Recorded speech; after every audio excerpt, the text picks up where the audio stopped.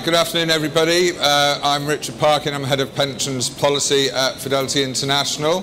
Can I start by just asking how many of you love pensions? Put your hands up. Oh, a few. Okay, good. I thought it was just me. So one of the reasons our customers don't love pensions is that the rules keep changing, and I've been in pensions for 30 years now, and I think probably the changes we've seen over the past few years are unrivaled by anything before. So notwithstanding that, though, the changes I think have been largely positive, particularly for people who are in retirement or coming up to retirement. And what I'd like to do over the next half an hour is just talk to you about retirement planning, particularly in the context of retirement investing, and give you some do's and don'ts from our perspective of how you can make the most of the new rules and have a successful retirement. So what I'm going to cover is how those retirement choices have changed. We're going to talk a bit about combining income sources. Quite often people talk about guaranteed income or flexible income as two separate things. We'll see that they're very much better when put together. We're going to talk a bit about income drawdown and just get back to basics as to what income drawdown actually is, because there's lots of misconceptions out there.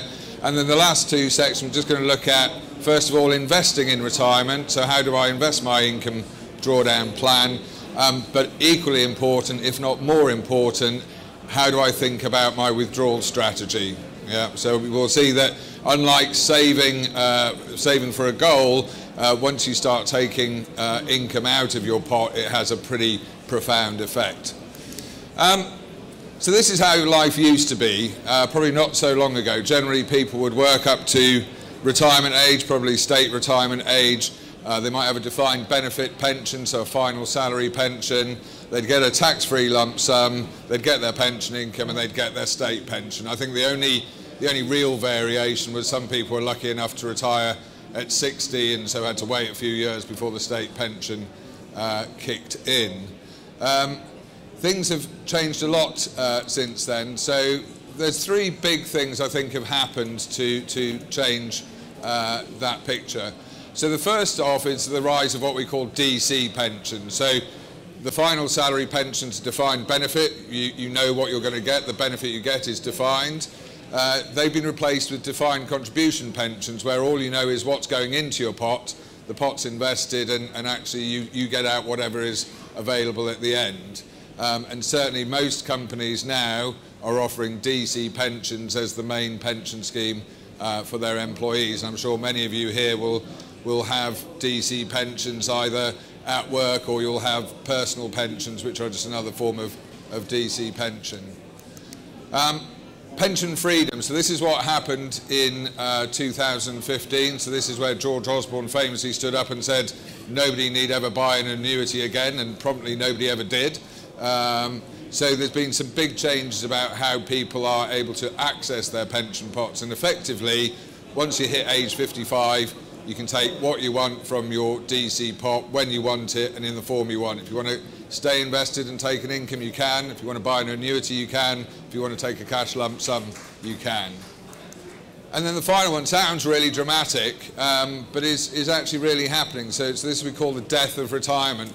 So the idea that you get to a point in your life where you hang up your boots and hit the golf course just doesn't seem to be happening anymore. People increasingly are easing out of work, changing careers, and actually they don't perhaps fully retire until much later in life. And there's a real disconnect between when people start needing to take money from their retirement savings and when they stop working. And actually pension freedoms has made that much easier for people to manage.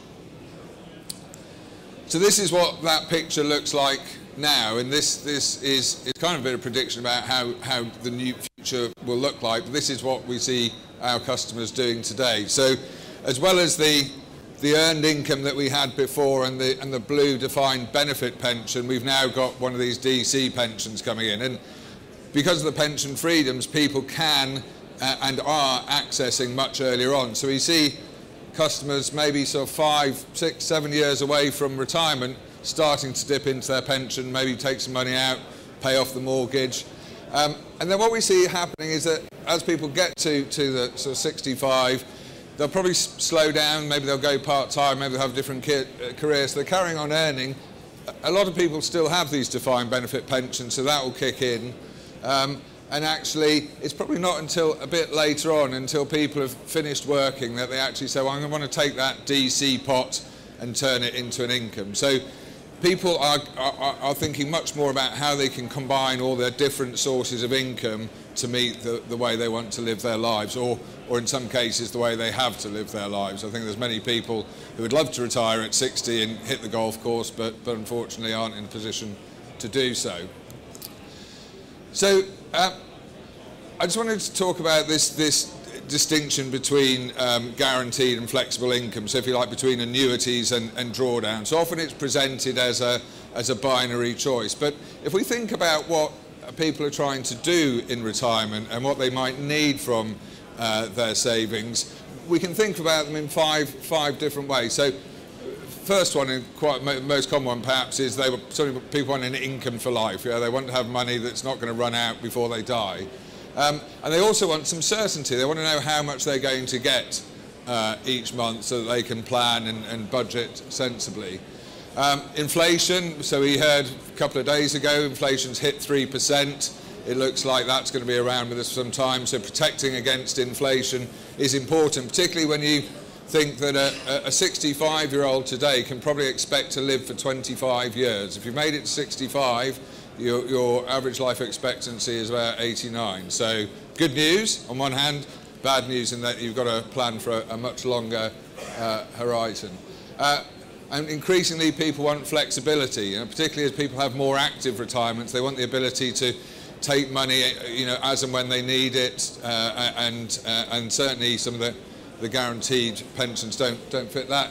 And then finally, and this is one that kind of went a bit unnoticed with all the pension freedom, people want to leave their pensions behind. The government changed the inheritance tax rules about pensions, which means that you can actually leave your pension behind, and it's certainly free of inheritance tax, and actually if you're unfortunate enough to die before 75, it's completely tax-free. So increasingly what people are doing is saying, well, actually I'm going to spend all my other assets, spend down my estate and keep my pension intact. So what do our different types of income, how do they help me with that? So guaranteed income, such as state pensions and final salary pension schemes, are great at giving you an income for life. That's what they do. An annuity is the only financial product that will guarantee you an income for life, and people kind of lose sight of that.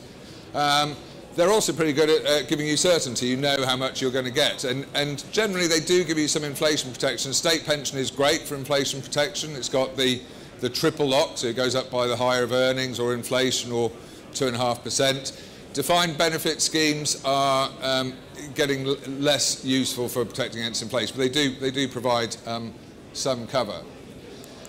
If we look at pension drawdown or income drawdown and just generally investment income, we find that it ticks the boxes that guaranteed benefit doesn't. So you can get inflation protection, particularly investing long term. It's not a guarantee, but it is possible to grow your portfolio and keep up with inflation. You've certainly got flexibility, so you can take what you want when you want it, and you can certainly leave it behind for loved ones. Generally with defined benefit pensions, you will get a pension for your spouse, but once they've died, then there's no inheritance. That's the end of the story. So I'm sure it doesn't take a huge synaptic leap to realise that by putting those together, you can tick all the boxes, and certainly that's what we think is going to be appropriate for many people. So just looking at the retirement choices bit of this talk, so the do's, make sure you've got a clear retirement plan. We see so many people jumping into taking money out of their pensions without thinking about their long-term retirement plan. And maybe they don't know all the details, but it's important to recognise the choices you make now will have impacts later on. So you've kind of got to know that you can take out that £10,000 to buy a new kitchen before you do it. And at least that way you'll know what impact it's having. And in terms of thinking about combining income, the basic rule that we have is say work out what your essential expenses are and make sure they're covered by guaranteed income. Whether that's state pension or defined benefit or even buying a bit of annuity to cover that. And the reason for that is not just because it helps you sleep at night to know you'll always have somewhere to live and something to eat, but it allows you to take on more investment risk. If you've got your whole retirement savings invested in the market, you're going to have to be cautious, because that's all you've got to live on. If you've got a base of guaranteed income, you can afford to take a bit more risk, because you know that no matter what happens in the markets, you'll still be able to eat and have somewhere to live. So it's not just about playing safe, it's allowing you to really exercise your investment choice. Don't take cash from your pension unless you really need to. So there was a really nasty change of rule that came in actually just a month ago. It got held up by the election, but government is continuing to push it through, which says that once you've started taking money from your pension beyond the tax-free piece, you will find that you can only put £4,000 a year into your pension. And we're seeing lots of customers getting caught out because they've cashed in an old Scottish Widows policy so they can go on a nice holiday, and have suddenly find that they're stopped from saving as much into their pensions, and their retirement plans have really been messed up. And don't be in a rush to give up guaranteed income. You know, everybody's thinking about transferring final salary pensions, and it looks amazing. You might have a £20,000 final salary pension if you're lucky.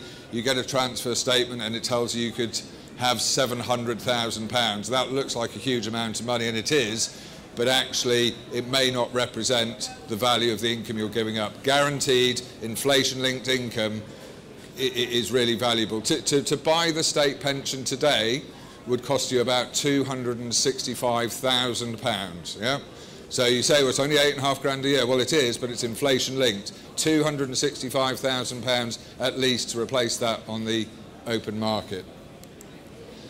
So let's start taking a look at drawdown. So as I said, it's a bit misunderstood. People think, oh, drawdown's taking income, and it is, but actually all drawdown means is you've started accessing your pension savings. So whether that's in a self-invested personal pension or a DC pension plan. So here we've got our pension pot. We've taken a little bit of tax-free cash out the top, which is how you start accessing. And going into the top, we've got investment growth and income. If we're unlucky, we've got some investment losses draining out the bottom, and then we're taking retirement income or retirement lump sums. And obviously the trick is to make sure that these two don't drain your pot before you want to. So if we think about it in those terms, the questions we can ask about drawdowns, okay, well, not only how should I be invested, how should that pension pot be put to work, but what is my withdrawal strategy? How much can I afford to take out? And the way that we try and think about it, this is slightly oversimplifying it, but I hope it will make sense to you, is we think of three different types of investor. So the first one we call empty my pot. So these people are saying, well, actually, I've got this pot of money, I just want to get it out as quickly as I can because I'm going to use it for current expenditure, maybe pay off the mortgage. They may not want to take it out all at once, because if you do that, you'll pay a lot of tax. So we see people saying, right, I need to sort of stage the withdrawal over the next 2, 3, 4 years. And for those people, investment risk is a bit of a no-no. They want to be certain that when they come to take the money, it will still be there. At the other end of the scale, we've got the leave it behind people. So as I said, a lot of people are looking at keeping their money invested and passing it on as an inheritance. They may want to take some income in the meantime, but they're probably just taking the income that comes off the investment portfolio rather than dipping into the capital. And to a large extent, these investors are very much like people who are saving for retirement. Investment risk is their friend. Yeah? Over the long term, investment risk will mean higher returns, and therefore is a good thing for them. In between, we've got the make it last people. So these are people who are saying, all right, I've got a pot of money and I want to turn it into an income that's going to last me probably for as long as I live, or certainly a good way into that. How do I do that? And actually for these people, investment risk is a bit of a double-edged sword. On the one hand, they need investment risk to get some growth. There's no point staying invested if you're just going to stick it in cash. Well, certainly you're not going to get any growth from that. So they need to take on some risk. But if they take on too much risk, it can mean that they run out of money too soon, because as we saw in the slide before, if you start losing money, particularly if the markets go down and then you're taking investment income out as well, you can find that that pot empties very quickly. And once it's started emptying, imagine a bucket with a big hole in the bottom. Doesn't matter how fast you're filling it up, once it started emptying, it's very difficult to get it full again. So that's broadly how you might think about it. And what does that then mean in terms of the types of investments people would have? So we see the empty my pot people really sort of a lot of them sitting in cash and saying, well, I'm just going to stay there and that's the thing that's going to give me certainty. Some people might go into fixed income funds or even cautious multi-asset funds, what we call cautious balanced funds, so a bit of a mix of investments but not much risk. Of course, there are absolute return funds which aim to protect your money. As I'm sure many of you will know, absolute return is absolute return until it isn't sometimes, so just be wary of those, but they do potentially have a role to play. The leave it behind, well again, long-term investors really, so they probably are thinking about 20, 30 years investment, so equity-based funds are certainly likely to deliver good returns, but they may look at things like equity income if they're going to be taking the income off to live on themselves. So maybe protecting the capital, wanting to grow the capital long-term, but actually looking for a bit of a higher income. And then finally, the make it last people, you'll have seen possibly a rise in multi-asset income funds, and so these funds aim to deliver a reasonable level of income, but at the same time protect, or certainly the ones that are good for retirement, protect what we call downside risk. So aim to try and protect your capital. And they do that by investing across a range of investments, bit of equities, so they get the benefits of diversifying across investments, but then actively managing based on market views. So these funds can generate a decent level of income, but also making sure that your capital stays reasonably safe, so that if you are trying to draw income out of it, you're not doing that at the bottom of a bad downturn. I think I've one before that. So in terms of do's and don'ts of retirement investing, work out what's important to you. And actually, you may say, well, I'm a bit of all three of those. Yeah? I want to get a big lump out now. I want to leave some behind, and I want to turn some into income. So you can do all three of them, and it might help to think of those as kind of three separate pots with three separate strategies. But you have to be prepared to adjust your goals, and we'll look at in a minute about the need to be flexible and what the benefit of that is. But there's no point going into income drawdown if you haven't got the ability to flex your goals, because investment returns aren't guaranteed, as we know, and so you have to be prepared to deal with the rough as well as the smooth. Downside risk, so what do I mean by downside risk is the risk of actually a fall in the value of investments. So volatility is one thing where investments go up and down. What we're really focused on is them actually falling in value, so going below zero.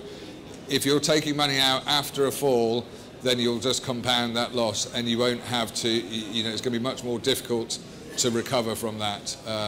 It's not just a case of making back what you lost, you're going to have to make back the income you've taken out as well.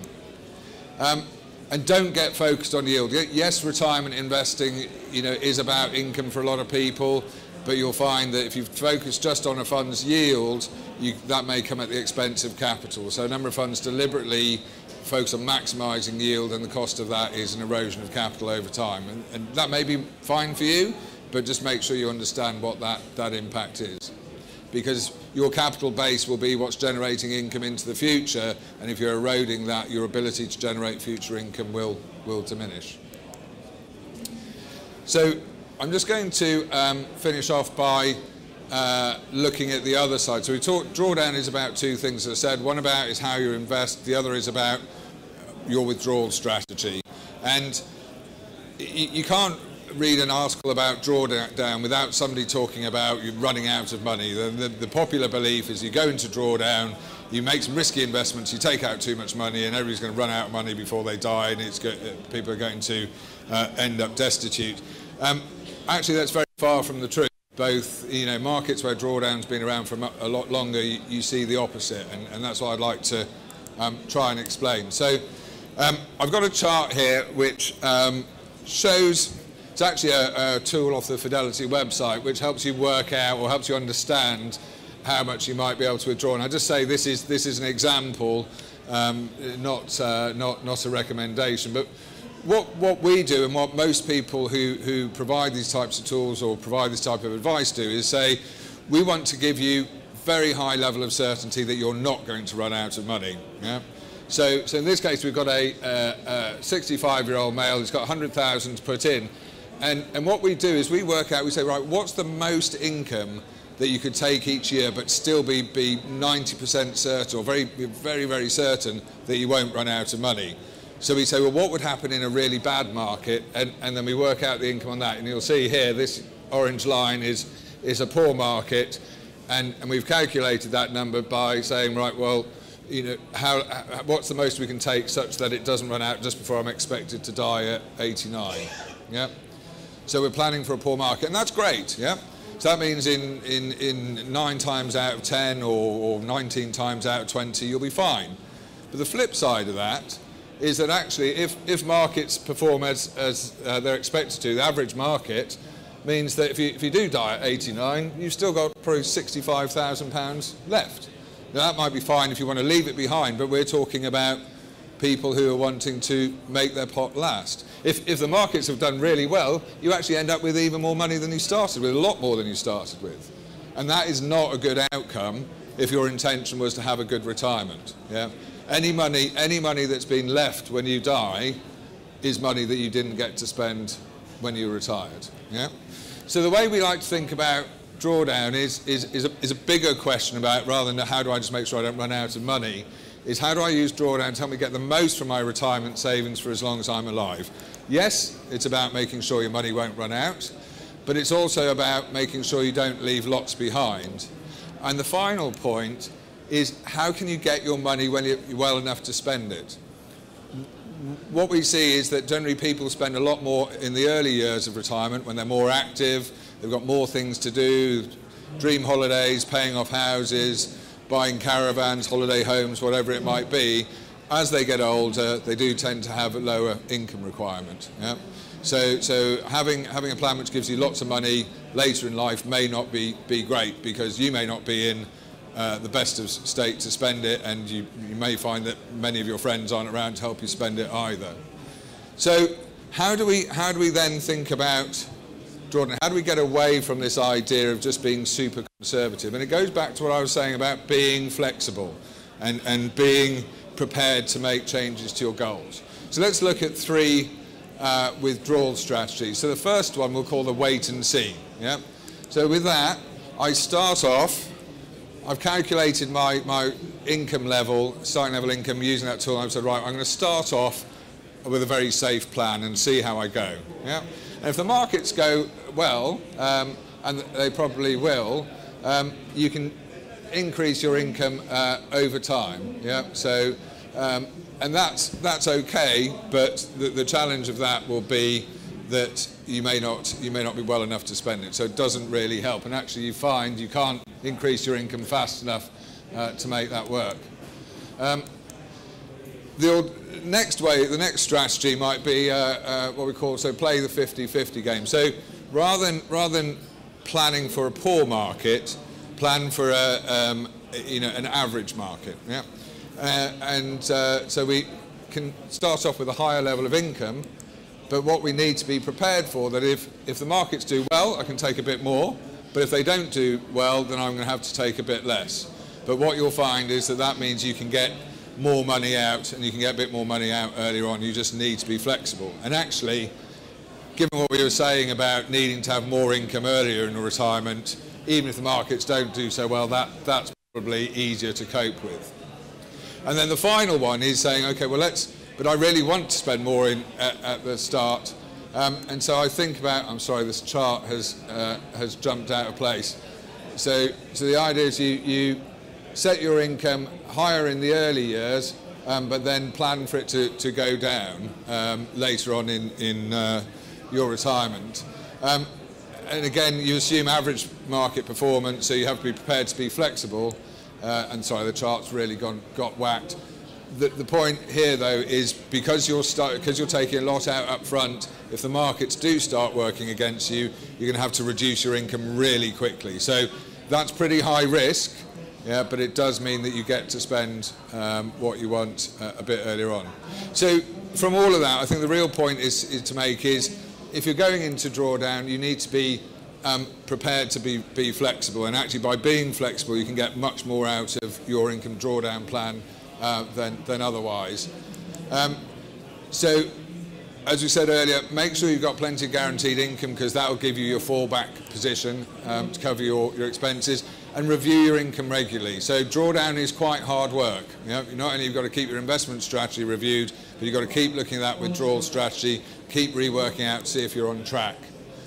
And don't underestimate how quickly markets can turn bad and erode your savings. And you know, just a simple rule like if the market goes down, you cut your savings back will help. And just don't use drawdown for lifetime income if you can't be flexible. You know, we do see people jumping into drawdown, but not being prepared to take the risk or the flexibility. If you're not prepared to take the risk and be flexible, then you probably want to look at guaranteed income. So just to summarise everything I've said, so big rule number one, make sure you've got a plan. Yeah, and if you can't make that yourself, then get some help. The decisions you make in retirement are often irreversible. Yeah, so taking cash is an irreversible decision. You probably find you can't put it back in, and you certainly won't be able to get the tax back that you paid the tax man. Combine different income sources to meet those needs. Make sure you've got a good mix of meeting your day-to-day expenses, leaving things behind, but giving yourself some flexibility. I won't say that again, but it is a central rule to make sure you're covered. And think about your investment strategy. Again, we do see people where they'll jump into their favourite fund because that's been the fund that's worked really well for them as they've been saving for retirement. It might be the fund that really destroys their retirement. So make sure you're thinking about whether the funds you're buying into are appropriate for the goals you've got. And keep looking at those investments. Make sure your withdrawal rate is consistent. There's tools online on the Fidelity website that can help you do that. And make sure that you're not taking too much risk, but also that you're not being too cautious. And finally, get some expert help. So I know many of you in this room, by the fact you're here, will be pretty confident. I'd suggest that if you're ever going to get help with your finances, retirement is the time you want to do it. Because it's a complicated area. There's lots of money to be lost in tax and wrong decisions. There's also a lot of money to be made. So you can find taking advice at this stage is often worth it. So that's me done. Just to say that in terms of how Fidelity can help you with that, so we, as well as being a personal investing service, we do have retirement specialists. They can give you free guidance on retirement matters. They can also, if you need it, give you advice, and we've got our stand just outside here where we've got retirement specialists and our relationship managers there who can talk to you about that, and there's plenty of material on the stand that you can take away with you. I'd also encourage you to talk to them about the wealth service. So for those of you who are lucky enough to have 250,000 or more, you can get an enhanced service with quarterly investment reports and your own relationship manager. And if you haven't got time to talk to anybody today, do check out the website fidelity.co.uk. You'll find that drawdown tool and plenty more material on there to help you plan for a successful retirement. Thank you.